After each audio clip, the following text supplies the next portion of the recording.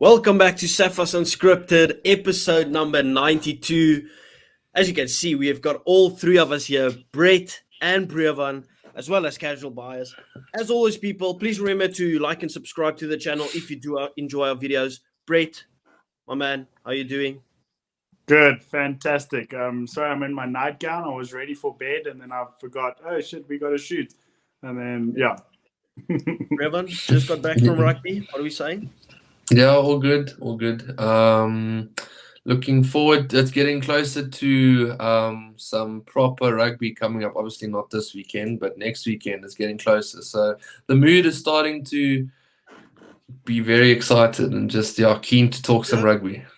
Yeah, obviously this would usually be our preview day on a Friday, but because there's no rugby on this weekend, we thought we'll do something kind of interesting, right? We're going to go underrated, overrated in terms of South Africa, Ireland, New Zealand, and England, the four main countries playing in the Summer Nations series. And I identified 6 players.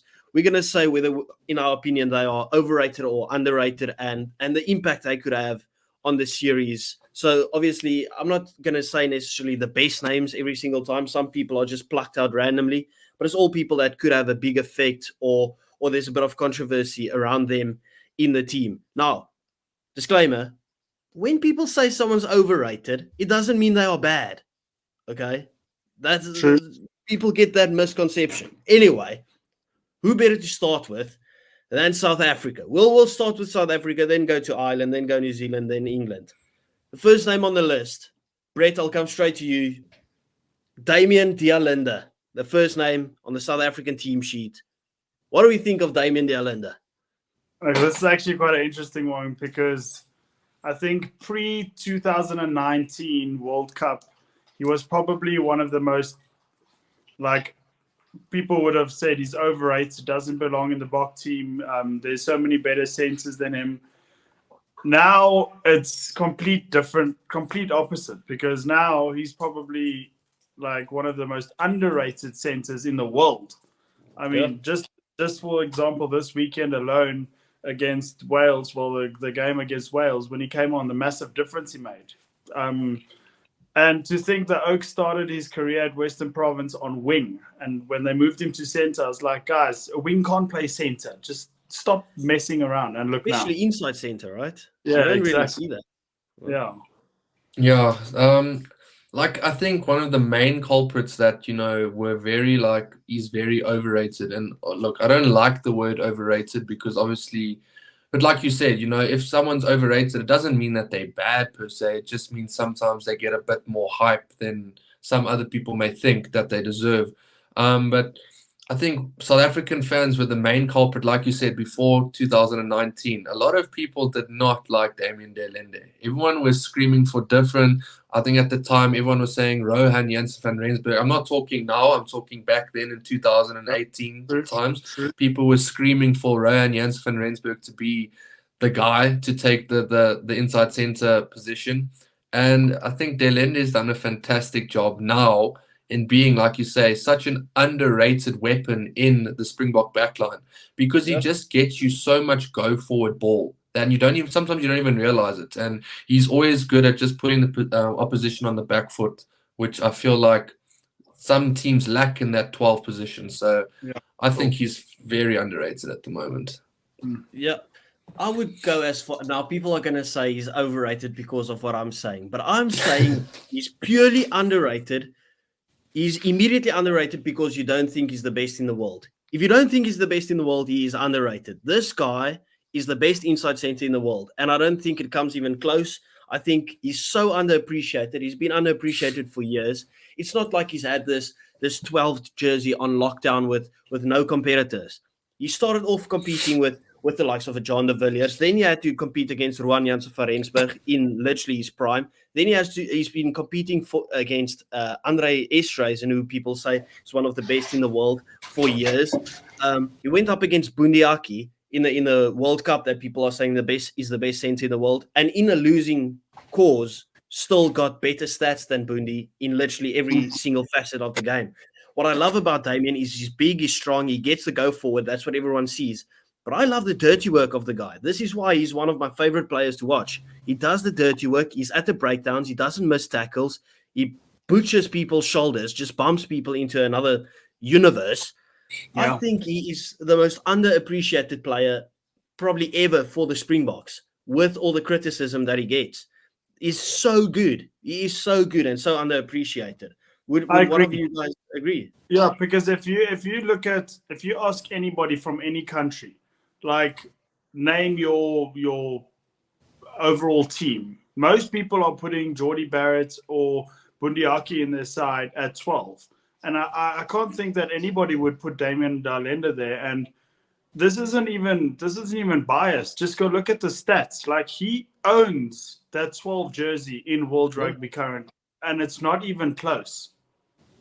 Yeah. Like for instance, in that, what's crazy is in that Irish and South African game in the World Cup. Don't get me wrong, Bundiaki had a cracker, which just shows how good Damien was as well. Because if you look at the stats, obviously we can see Damien has better stats or whatever, but Bundy had a good game in that game as well. So that just shows Damien Darlenda's work rate to kind of better his opposition no matter how good they are. So, yeah, I think he's very underrated. And it also just depends on what side you want if you're going to pick a World 15, you know? I think a lot of people presume Damien's very selfish, whereas I think it's just he's been given a role and he plays that role very well. And I think he just does what he needs to do and what he's been told by Rassie, etc. I have a question I have a question for Breven there, that you both actually agreed that Bundiaki had a great game in that World Cup against South Africa.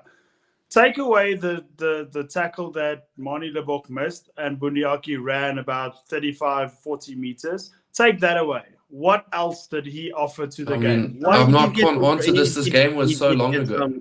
He did get some front football there. I remember I watched him and he was by far their best attacking threat. I didn't think Ireland had a lot of attacking threat, but he played that the ball carrier role very well in terms of getting front football. And of all those front foot attacking ball, whatever, he broke the tackle once in the entire game. Yeah, that is what I watched that game over and over again to try and see why people rated Bundiaki, and take away that one break and he did nothing for me. I also feel like he deserved a yellow card at the end of the game where he came in from the side and collapsed them all. But we all agree on that. I'm just saying, I'm not gonna let one line break define whether he has a good game or not. The same with, I'm not gonna define whether one silly penalty at the end would have defined if he had a good or bad game in the game. I thought he had a decent game. I thought the standout players of that game was Damien Darlenda and Bundiaki. I thought the 12 battle was great. But anyway, we'll move on. And I'm coming to you first again, Brett, because I've got your favorite player in the world, Frans Malherbe. Tell me. But there's only one answer. We're going on today's standard. Does he still live up to the pedestal that we all put him on? Is he still there? Or with the competition, is there maybe something but better in the squad already? To be honest, I'm going to pretty much give the exact same answer I gave for Damien Darlenda, because pre-2019, people were calling for this. Like, how is he even in the squad? He's so slow. He doesn't do anything. All he does is scrum. And then I realized those people don't know a lot about rugby and should actually just keep quiet, because the most important player in your rugby team is your tight head prop. And the second most important player in your rugby team is your reserve tight head prop. So I think that Frans Malherbe, again, yes, this probably is going to sound like bias, but there's no better tight head prop in the last, say, 6 years than Frans Malherbe. And you can take that to the bank, because people will say Tag Furlong, maybe. But then I saw how he got absolutely pummeled in the URC this year. No, sorry, you lost all credibility. So pretty much the same answer that I gave for Damon Dalella. Yeah, fair enough. Brett? Yeah, Brevan? I think that he's pretty underrated. Like honestly, I don't think he gets enough praise for what he actually deserves. Because I mean, if like and people like the Irish will say, oh, a tight end or props need to do more than just scrum, right? Like, I mean, that's their game plan, sure, but the Springboks game plan is we want you to be the best scrummer in the world, and that's what Frans Malherbe is, you know. And don't get me wrong, like he also goes very unnoticed on defense as well. He makes a lot of tackles, Yeah, especially he for his does. size. Yeah. If you go and look at his tackle stats, he makes a lot of tackles for a big guy like that. So I think he's very underrated because, like like you said, he just doesn't get the praise that I think he deserves. And he reminds me, okay, not obviously the same work rate per se, but he reminds me of a Franco Mostert in the sense that he doesn't, he does his work quietly. He's not there to be the shining arm of the Springboks. He just does his work quietly. He does dirty work. He makes his tackles. His defense is good. His scrumming, I mean, is probably one of the best, or if not the best in the world. So yeah, I'm gonna have to go underrated on this one. I want to sorry quickly. I want to just also point out that in the World Cup he was the fourth highest. He had the fourth highest tackle rate in the World Cup, in the whole World Cup, and he's a tight end prop. Only two people and two other people were ahead of him were both South Africans. Was Franco Mostert and Peter Steph Toy. So that alone should tell people that, wow, yeah. Yeah, Brevan summed it up perfectly. Like he just goes about his business quietly. He does. Yeah. I do not care if my prop never throws an offload or steps a player or something, because as soon as they do that, they try and do a bit too much. They try and bring out a bit of razzle dazzle, and that's not what they are there for. You scrum, you tackle, and you add the breakdown. And Frans Malherbe is literally an immovable object, and that's kind of all that I want from him. I wouldn't go as far as to say he's underrated because I think he's loved, well, by us. I would just say he's fairly rated. I think he's the best in the world. He's been the best in the world for a long time at what his job is. Yeah, maybe he doesn't have all the perks that a Tite Furlong does, but can Tite Furlong do what Frans Malherbe does, the primary job, as well as he does? I doubt it. But that's not a shot at Tite Furlong, but that's what I prefer. Anyway, we're moving on to a nice and saucy one, because this guy is someone that we've been judging for years, and as soon as he's gone, you kind of realize how important he is. And we've heard Siya Kolisi speak about this in press conferences. Obviously, he'll have the starting jersey against Ireland now, seeing that the main one is probably out injured. Well, not probably, he is out injured. Brevan, I'm going to you. Talk to us. He's come to the Bulls. It's Willie le Roux. What are we saying? Oh my gosh. If anyone is underrated, it's Willie le Roux. It is unbelievable. For the past few years, we've said if anyone's overrated, it's bloody Willie. No. Listen, if I remember correctly, Brett's also an advocate here. Like, this guy, people don't see what he does, first of all, off the ball. No one sees what he does off the ball. No one sees what he does on the ball, organizing attack. This guy, yes, he had a few bad games with the ball in hand in the 2019 World Cup. But guess what? The final came when it really mattered, and boom, really put out a world-class performance. But if you look, and I'm not scared to say this, like, Willie is part of a massive reason why the Bulls lost that final, because Willie was not there. Like, you could see how much they missed Willie in that final. And I got this message the other day. It was a clip of all of Fussie's up and undertakes and in that Wales game, and this mate of mine said, I definitely give Fussie a chance against Ireland. And I said, are you crazy, bud? Like, do you realize Willie le Roux will be fit for the Irish test? And that is it. Like, he is the guy to start in that 15 jersey that Damien Willemse is not there. And he will do a fantastic job in that Irish series, because the experience, one, that he has is incredible. And he's just like the work he does off the ball and what he sees and his vision and his kicking as well has just been phenomenal lately. So underrated for sure. Okay. The big Carol, you go criticism has first. always been is how he is under the eyeball, but I think he's got so much better at it. Coming now. Oh. Carry on. Brevin, you couldn't have said it any better. Like it's that guy that we talk about the impact of when they are not there, and that's kind of what we've seen. And I think he is the perfect mentor for Damian Willemse when he made that switch to fullback. Just the vision that Willie has, the understanding. I like. He's kind of grown on me because I've been one of those guys that said, "Listen, when Fussy didn't quite make it a couple of years ago, I was like, just give the guy a chance because Willie isn't doing it for me." And as my knowledge of the game has matured, if I can say it like that, you kind of see and you kind of admire what Willie brings to the table. And it kind of feels like he's irreplaceable. I want Willie, as soon as he retires, to go into some sort of coaching staff because that's just how good he reads the game. Sia has spoke about it. Rusty has spoken about it, that he just understands the game. Yes, he has flaws in terms of defense and whatever, but the other stuff he brings to the game, like his assists, no one does that final pass like he does. He just reads it so beautifully. Therefore, I'm also going Willie underrated.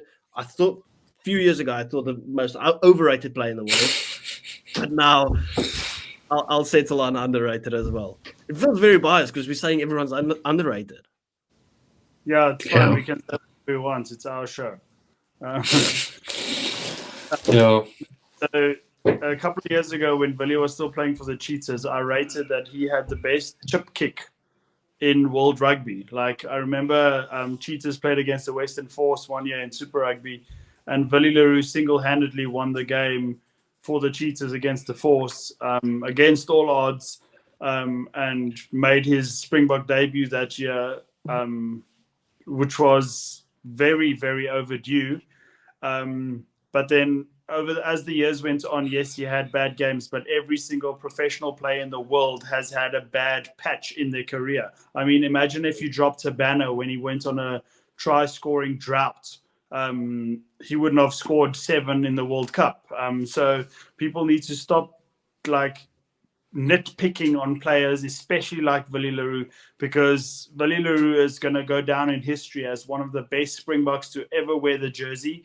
He's going to play 100 test caps, and you can't tell me you're an overrated player if you play 100 games for the Springboks. So people need to just calm down. Yeah, well, he's probably going to retire as the best 15 to have ever worn the green and gold. Like, I know Percy Montgomery is probably there, but I'd put Willie above it at the moment. Yeah. I just think he brought more. Anyway, we'll go through the others a bit quicker because there's a juicy one there at the bottom that I have. Because obviously we need to get to the other teams as well. Cheslin Colby, overrated, underrated. Obviously, Fairly rated. Fairly rated. I think he's very. Nobody's going to disagree. Yeah, like I think he's definitely not underrated because the world gives him credit as well, and he's not overrated because damn, the guy plays his socks off every single game. So fairly rated. I think he's the second highest rugby player in the world, highest paid rugby player in the world. So I think the world even rated him quite highly. I think Colby's hero is probably Joe Aplon, who kind of defied the odds when it comes to people saying you have to be bigger to play. If it wasn't for Joe Aplon and the end of Joe Aplon's career, where we kind of saw, listen, but there's actually a space for, or a place for these type of guys, we would never have had a Cheslin Colby, who's become a literal South African hero. You could retire now and be in the Hall of in the Hall of Fame. So that's absolutely brilliant. Obviously, Arends are coming through as well. Then Edwin van der Merwe, all these guys coming through, kind of from Geo Aplon. Brett, let's go to you. It's your main man, very underrated. I'm telling you right now. It's Franco Mostert. Speak to us. How vital is he for the South African team? As we all know, that in the quarterfinal, semi-final of the World Cup, he made 49 tackles and 49 out of 49. That is, I don't care who you are, but that is a massively impressive stat. in crunch moments like that. 49 out of 49 tackles. But besides that, everyone obviously knows by now that I grew up with Franco Mostert. The Oak played B team his whole life, and like if there's anybody that deserves all the glory in the world, it's this Oak. He fought through diversity to live in the shadow of his brother, who's actually was one of the best rugby players I've ever seen in my life. To actually be a 2-time World Cup winning lock. I mean, come on. That's a fair. You can write. They should make a movie about Franco Mostert. Riven, how vital will Franco Mostert be for us in this tour for this Irish tour? Huge, because if you look at how Ireland play, you need someone that's going to disrupt, and Franco Mostert does that by doing donkey work, right? So he gets involved in the rucks, he does his dirty work in the rucks, his cleaning, everything like that. Just his ability to just do that, the donkey work, as we like to call it. Not only that, you're then going to have patches, and don't get me wrong, Ireland are going to come hard on the attack. I mean, that's what they base their pride on, and they're very good at what they do on attack.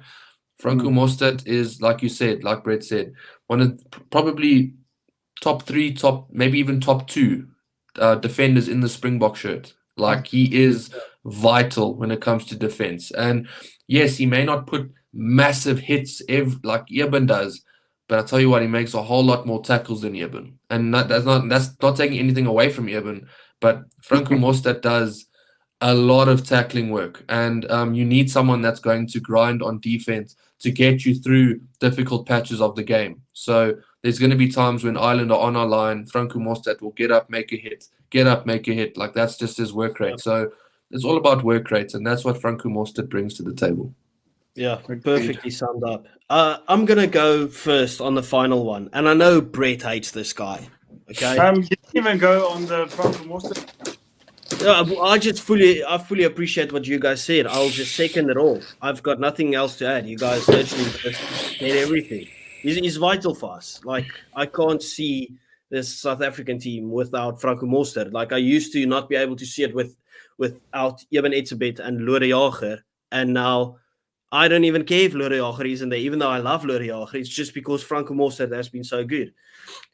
We've got Faf de Klerk, and I'm gonna go with underrated just because of Brett's opinion.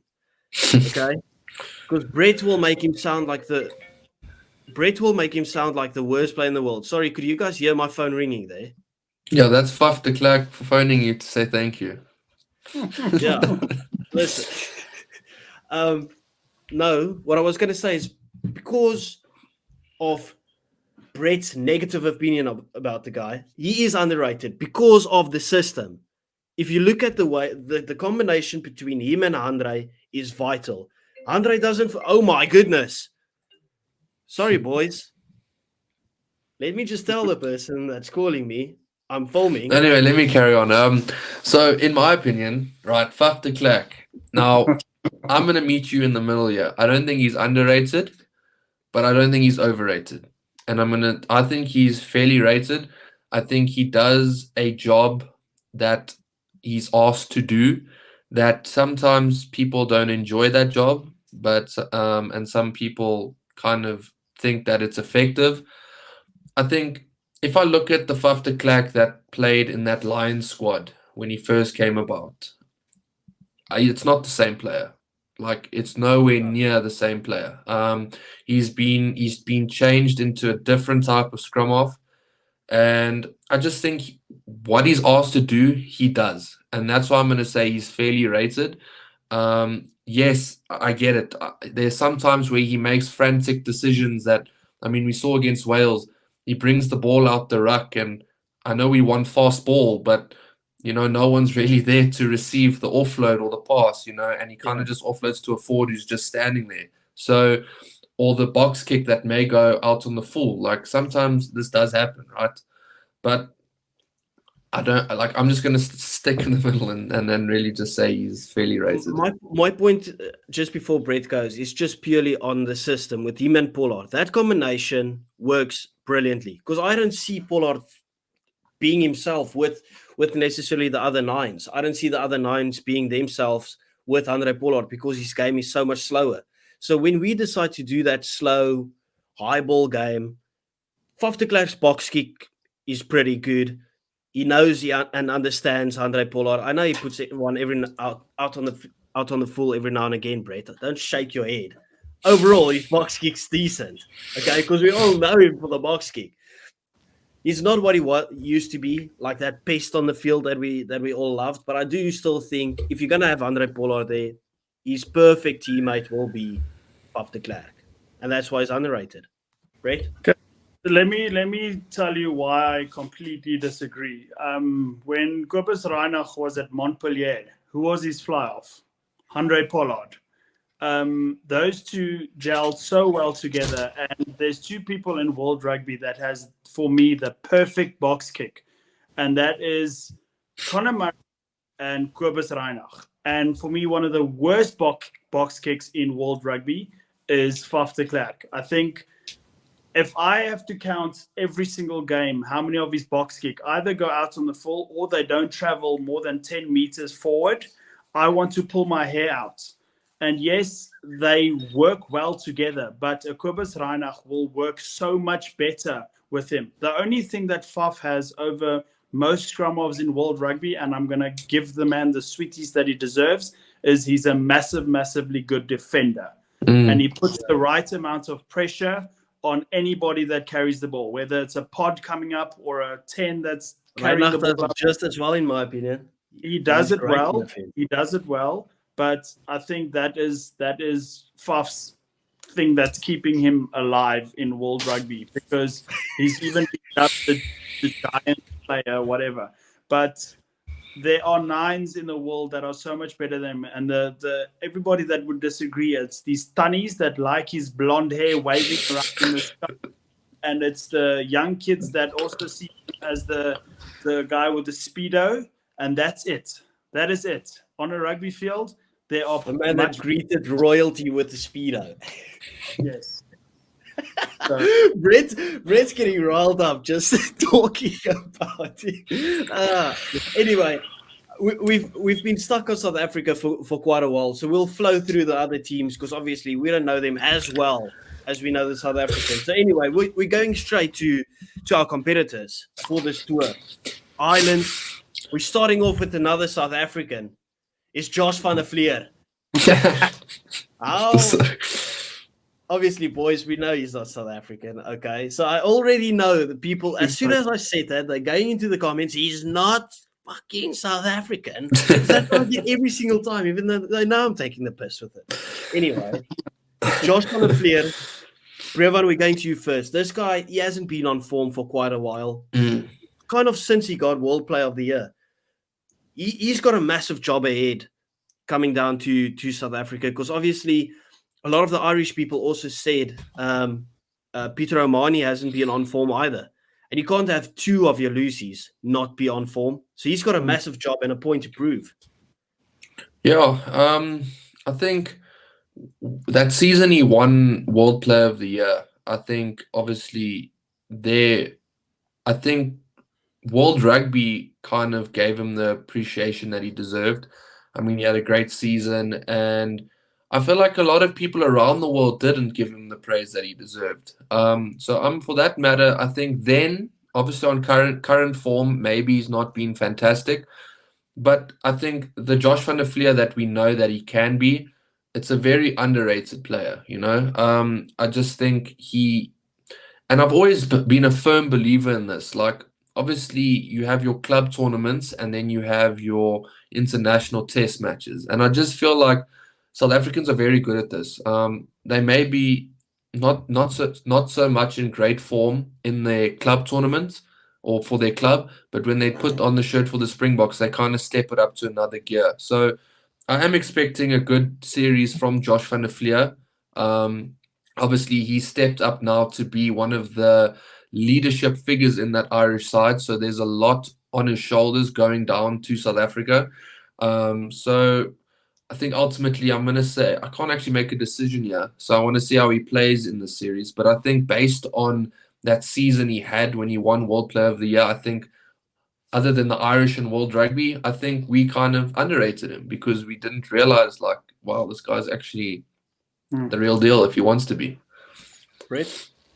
Yeah, I'm a massive Josh van der Flier fan. He's by far my favorite Irish player, hands down. I've seen interviews with him. I think he's probably one of the nicest guys in their team. He's a humble oak. He's all the good things that you want to see from a person off the field. But Josh van der Flier single-handedly beat the All Blacks in New Zealand when they did. So I found a new respect for the man. I wasn't very familiar with him until that New Zealand tour. And his people are saying he's off form, but he's doing his job. He's just not as flashy. So I'm not saying, I'm not going to say that the Oak is not on form. I'm just probably he's matured and he's sparing his body, or maybe I don't know, but he is definitely one of their biggest threats for this upcoming series. So I'm going to say he's underrated. I fully agree with you. I do think he kind of dropped off with a bit of form earlier this season, but he's picked it up again. And the more you watch him, the more you see kind of the background work rate that he puts in, right? Kind of reminds me of the way that Franco Mostert plays as well. He's just at every breakdown, he makes the tackles, he does his thing. So I fully agree with you guys that he is underrated. I do think there might have been a time where he was a bit overrated come that Player of the Year, because I fully believed it was Ardie Savea who's been the best in the world for the longest time. But since then, I think kind of people have been putting him like he should be performing every single season to World Player of the Year standard, whereas he's just been very good and people have been judging him too much for it. But the most underrated player in Ireland's team is the next player I'm mentioning. And I get a feeling Brett hates this guy. I don't even know. But I think he's so good. Andrew Porter. I think he's a good scrummer. I know he got bummed by the Bulls, but he's that guy that's not too flashy as a prop, but he does a lot of dirty work and he's a great fetcher as well. Like he's just a bit of a menace at the breakdown. I really like him. Why would you say I don't like him? I just get the feeling that you just don't like the guy. I think might say, listen, this guy's very cocky because he's a cocky guy. He's a cocky guy, but that's why I like him. I actually like Andrew Porter. I'm gonna go first. I'm gonna go first this time. So you've just mentioned my second favorite player in the Irish side. I think Porter is probably one of the best loose heads in the world, if not the best currently. So no, you are completely wrong. I'm a big fan of Porter. I also think he has sick tattoos. So yeah, I'm a fan, and I think he's underrated because I think the whole world knows Andrew Porter as one of the best loose heads in the world currently. Yeah, because obviously there was like controversy around him come scrum time because he's not the biggest necessarily, but he's a good scrummer for his size. And people have talked about the quick hands of a prop or tight furlongs, little goosey that he can throw. If you want to add something special, add what Andrew Porter has at the breakdown because he's on drugs the way that he just steals the ball out of a breakdown. He's so good at the breakdown. So he's a massive threat, in my opinion, to this box lineup. If we don't get our cleaning right and stuff, he will be a menace there. Anyway, Brevan, sorry, I stole your shine there. No worries. You know where I gained a new kind of like, just it kind of reaffirmed my respect for him is in that Champions Cup final. The guy grinded. Like they may have lost the game, but I think he played. What did he play? Like over 100. I don't know how many minutes he played, but he played. He played like to do that as a prop is unbelievable, especially in today's day and age and how quick the game is. Like, I mean that just gave me a whole like new bunch of respect for the guy. And like we always like, yes, we may have bantered him in the past, or not necessarily us, but other South Africans. But like obviously that's because when you're getting bantered, it means you're doing something right, you know. course. It really does. Like if you are getting told, oh, you know, Porter, this guy, like it means in the back of your head, you think, okay, this looks actually something that we need to focus on. So yeah, I think he's underrated completely. Just like Brett said, one of the best in the world, like absolutely. So credit to him. Yeah, obviously the video is getting a bit long, so I'll remove a couple of names from every single team. But there is a guy that two more boys from Ireland that I want to bring up. Brett, this is your position, number 10. How vital will Crowley be for this Irish team to actually come down and make an impact? Because I always thought his kicking was great, but then it felt like it dropped off a bit. It's very on and off, right? Wouldn't you agree? But he's by Yeah. far the best 10 for them. Yeah, so I think he's going to be a very big generational player for Ireland, like a O'Gara was and like a Sexton was. The next 10 for the next 10 years type of player. I thought he was extremely overrated until the last 2 seasons when I actually watched him play for Ireland. Because you talk about a player that has ice in his veins when he kicks for goals. This Oak has ice in his veins when he plays rugby. Like he spots So a good. last split second gap, and the guy's he's really good. I very very highly rate this guy. Is he better than Johnny Sexton? Much better. He's extremely underrated. And I think like the world will agree that this Oak is very underrated. Watch this Oak. I think. Yeah, I agree. I think he's very underrated. I mean, if you look at the 3 fly-offs they have at their current choice, I mean, you have Ross Byrne, who I believe is, I mean, even the Irish will agree, yeah, this guy is terrible. I think he is horrible. And I think the Irish agree here. Like, he's not Leinster fans especially were like so angry at this Oak in that Champions Cup final. Like they did not like his performance. But I think, and then obviously you have Sam Pendergast, and then there's Ross's obviously Crowley. Who? And Ross's brother. And I mean Ross's brother. I mean, but anyways, but yeah, just sticking on Crowley. The 2 10s will probably be Crowley, and then I wouldn't be surprised if they go Frawley as a backup 10, maybe. Kieran Frawley. Yeah, but I think, like you say, Crowley is just he's going to be something special, I'm sure. So it's definitely, obviously, a lot of Munster fans back Crowley and a lot of Leinster fans back Prendergast. So that's obviously going to be the fight out for who takes the Irish forward going into, because they're both young. So yeah, but I think just sticking on Crowley, completely underrated, and like you say, ice in his veins for sure. Yeah, I think he's so much better than Johnny Sexton. Like, this is not to slander Johnny Sexton, but I just think Crowley's that good. He brings so much more to the table. I don't know, maybe his kicking isn't as good as Sexton's, but the overall game, he's got a step. He reads the game well. His defense is good. He's brilliant. And he's a by big the way, boy. do you remember, Brett, the game called Dryfungs? Yes. Yes. I play it all the time. Love it. That's as a forward even. That's what Ross Byrne won, and he got a contract of that. He won a Dryfungs tournament as the best guy to kick to the touchline, and probably got a contract of that. Because other than that, it's pretty useless in my opinion. Anyway. Yes.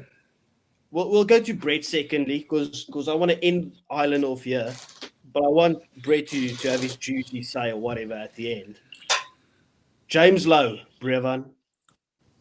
Underrated, I'm going overrated. first. What is his effect going to be this series?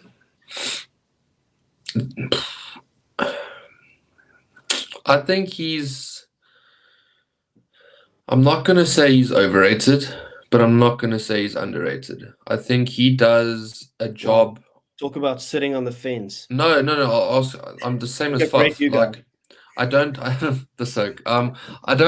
necessarily think he's one of the best wings in the world. Like, I'm not saying that, but I also think there's a lot that goes probably unnoticed. Obviously is kicking. I mean, but obviously others will say it's not a wing's job to be able to just kick, you know. They need to do other things. But I think he's an Oak that I don't have an issue with the Oak. Like, yes, he can get on my nerves when he riles up people, and obviously everyone bigs him up for that tackle on Etzebeth, where, as many South Africans say, were helped by a lot of other Irish players. But but I'm not a hater of the guy. I think there are better out there though. So for that matter, I'm just going to say fairly rated. Okay, Brett, hurry up. Extremely, all that for you to rant. extremely overrated. There's a reason why the All Blacks didn't want him, because of how overrated he is. He doesn't bring anything to the table for me. All he does is kick. He's super predictable. He's my least favorite Irish player. He's not even an Irish person. I'm more Irish than him. So, no, very overrated. Needs to go sit down, retire from rugby. I don't like you. Cut your hair. Bye. I'm going to have something controversial. I think James Lowe could be a good player if he was played at fullback. He's got no perks of a wing. If you want a safe fullback that's decent under the eyeball, that's pretty strong, literally a Freddie Stewart from Aldi or from Wish, you can throw in James Lowe. He's got a good boot. His defense is good, and he's big and strong. I mean, there you go. I think That's he could be a fullback. controversial. That's not a bad take at all. Anyway, we'll move on to New Zealand versus England. We'll fly through this. Rico Ioane. Boys, obviously, next week we'll speak in depth about this. Brett, I'm just thinking of the video you made on that other platform. Like, okay, just Brett, thinking about it. Just tell us what you said in the video and we can move on, because we can already see Brett thinks he's overrated immediately just because he made a video about the Super Rugby being better than the World Cup. That's blasphemy. Yeah. I don't think he's overrated. He's a good player. He's just very delusional. That's all I'm going to say on the matter. I'm going to stay calm because I need to peacefully tonight. Okay, we'll skip Rico Ioane. Brevan, speak to me. Scott Barrett. How vital is he to this New Zealand team? Underrated. As well. Underrated. Super underrated. Super... Obviously a bit bigger than Franco Mostert, but does the dirty work as well. Just one of those locks that gets stuck in, doesn't do pretty stuff. No. Yes. No. Maybe top 3. Top 4. Jebben Franco and then Scott. That's what's going through Brett's head. Yes. No, I think the guy's brilliant. I think Scott Barrett brilliant. Absolutely. Oh, he's insane.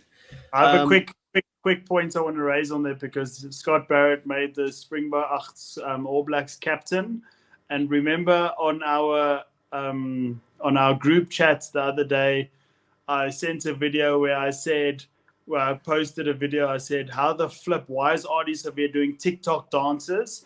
And turns out, little birdie has tweeted and said that that's the reason why Ardie Savea is not the All Blacks captain, because Scott Robinson doesn't want his captain to be doing TikTok dances instead of focusing on rugby. I can see how you like that, but I don't. That's definitely not it. That's stupid. That would never be a reason. It was a New Zealand podcast page on that other platform. I'll share it to you guys. They said you better share it. They said, I don't believe that for one second. New Zealanders said it. Oh no, I don't believe that for one second. But I would have gone for Scott Barrett as well. Just have Ardie Savea play his game. He's the best in the world by country mile. Just let him play his game, the same as the Ibn thing, in my opinion. Go do your TikTok dances. Shut up, please. He's great. Don't take the best player in the world like that, Brett. Anyway, as we followed the Super Rugby a lot, a player that has stood out. Obviously, he's become the champion now as well. He used to play off the bench, but I think he'll have a massive role to play for New Zealand. Dalton Papali'i, captain of the Blues as well. Boys, how good is this guy? Yeah, I'm a fan. Decent player. Yeah, I mean, Buff got your ankles though, buddy. No, I'm just kidding. Yeah, look, I think the guy's definitely growing. He's becoming better and better with each season that he plays. So you're probably going to start seeing the best of Dalton Papali'i very soon. And you probably are seeing parts of his best at the moment as well. Yeah, we can quickly. I quickly want to bring him up. Obviously, with Will Jordan gone now, it's opened a spot on the wing again, and it's a guy that used to play there, but then got dropped kind of for Mark Talea. So Caleb Clark, surely. Caleb, yeah. Overrated. And Well, it could be Severies now that I actually think about it. I didn't even think, but Caleb Clark, he's had a Overrated. sensational season in the Super Overrated. Rugby. Overrated. Overrated. Of course, he's overrated. Fullback I would say he used to be overrated, but he's been so good this season. in Super Rugby, they play against themselves and some other teams from Wish. Yeah, I think Yeah, yeah. Severies is 10 times the player that Caleb Clark is. I actually agree, yeah. Not this season, though. Well, Severies was brilliant this season as well for the Crusaders. He was like one of the top. I mean, try scorers. what else can he do at that side that's next to him? I mean, the Crusaders Yeah. went from like here to here, and you kind of just have to live with it. Like, there's nothing you can do. Yeah. Okay, the final New Zealand boy that I just want to bring up, obviously, no more Richie Moanga. Bowden Barrett has come out and said he wants to play 10. But the 10 will most likely, in that first game, be Damian McKenzie. How good is he? Can he finally make the step up as the next 10 for the All Blacks for a couple of years? What are we thinking, Brett? This is your position. In Super Rugby, he's underrated. In international rugby, he's very overrated. That's all I'm going to say on that. Do you think speaking about the size D-Mac. plays a massive role when it comes to international rugby? He's not going to play a massive role. He's going to be found out. It's going to be like the Super Rugby final. I don't know if you guys watched it. D-Mac was completely shut down the whole entire game. If he doesn't change whatever he needs to change, it's going to be a field day for every team that's going against him if he's playing 10. Because So But if he also- plays bad, does Bowden take that 10? I'm sick. Like, I still don't understand, guys. Like, I'm sick and tired of people saying, "Oh, throw Bowden at 15 and throw DMAC at 10." Switch the two. Put DMAC in 15, where he is what DMAC on 15 and a counter-attacking All Black side is unflippin' real. And then you have Bowden Barrett, who won back-to-back Players of the Year at 10, not at 15, at 10. You have Bowden at player 10 because he on his day he is the best 10 in the world, and no one can tell me otherwise. Louder. Nice. Okay, fair enough. Exactly what he said. Yeah. Okay, fair enough. We're moving on to England, and we already know this is the fun one. This is the one where we might take the piss a bit. Okay, so we'll fly through it, but obviously the first name that we have to speak about, like, firstly, I want to ask you guys: would you guys be surprised if England goes to New Zealand and does a job on them? Yes. I'll be Yes. surprised. Everyone I'll that be you get surprised. rated. I think they're getting whacked. Truly, That's what you just said. You're going to be surprised. Yes, we are going to be surprised if they do a job. Yeah. Literally, that rush defense that they have, that is like a malfunctioning horse, is bad. And they are going to be caught being stomped. Okay, so Marcus Smith is the first name. Overrated, underrated, Brett? Oh God. Extremely overrated. I feel the same way about that I feel about Faf de Klerk. Same WhatsApp group. Same one. The admins. the admins. Oh yeah, look, I mean for Harlequins, I mean the Oak's bloody good. I'll give him that. Yeah. But for the English side, I haven't seen him hit what I think He has he can do. integration on his outside, man. Maybe, but still, like I just think he needs to lift it for the English side now. I think he has a lot of maturing to do. And I think in international rugby, I'm not convinced yet. Listen, I'm not going to beat around the bush. Like, I always thought the guy was heavily overrated. I'm not even close to saying he's underrated, but he has grown on me a bit. I do think his game has matured to some extent. Disclaimer to the people that's watching this episode. Cheers, please. This Oak's just come back from England and he's been influenced by an English girl. So that's why he's talking so much shit right now. No, but I do believe they have a better 10. I think that Finn Smith from Saints is better than Marcus Smith. He's good.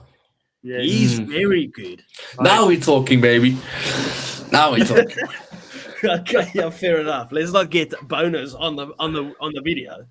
Listen, Finn Smith, proper. He's good. Marcus Smith, average, but they'll probably not even play Finn Smith, which is bad. Well, he might play from the bench, seeing that George Ford's injured.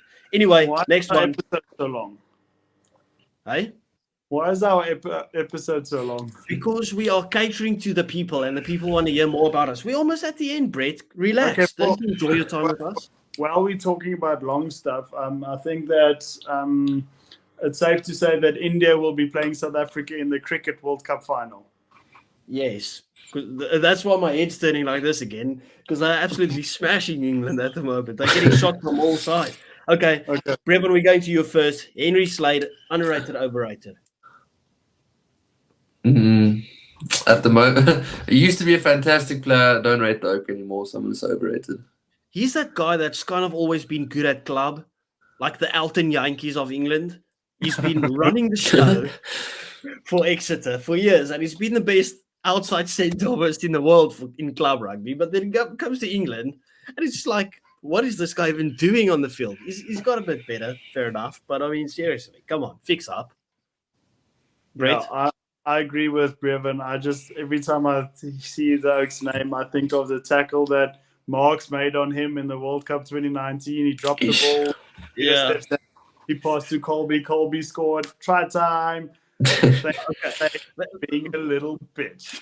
Okay, final one of the episode, because it is getting late. We just had a bit of fun with this one. And I left him for last because I know both of you guys will be opinionated.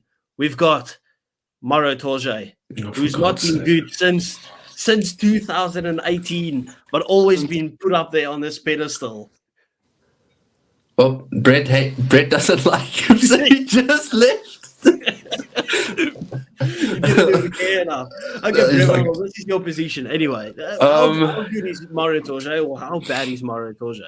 Look, I think Maro Torje can be a good player. Don't get me wrong, but I don't know. Brilliant when he was rated.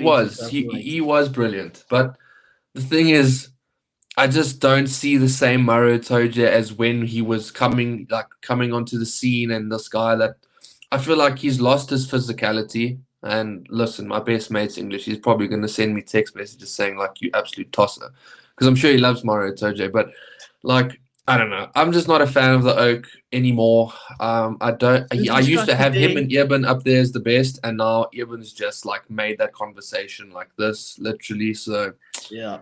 Listen, Maro Torje is not in the top 5, maybe even top 10 locks in the world at the moment. Well, he had a better season.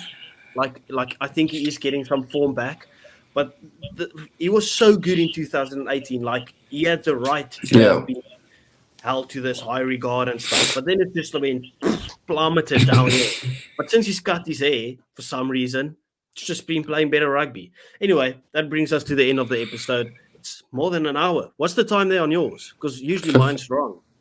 52, 51, 52. Yeah, see, mine 53. says it's an hour and 6 minutes. Anyway. Jeepers. Thank you everyone for watching. We appreciate you guys as always. Please do remember to like and subscribe to the channel. We will see you on Monday, where it's officially the week with a build-up of the summer series. Thank you very much.